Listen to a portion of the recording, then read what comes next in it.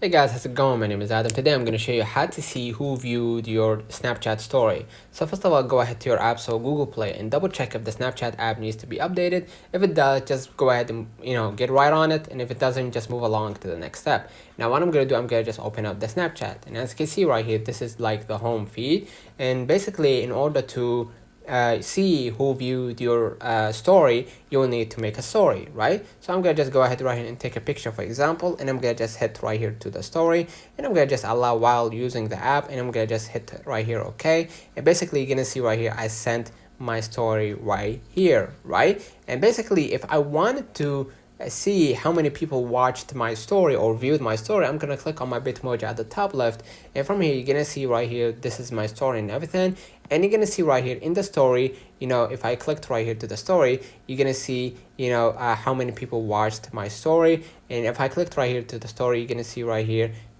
how many people watched it, and if I wanted to like swipe up to see how many people watched it, screenshotted it and everything, you will see it right here. All right, let me know in the comments if this video helped you.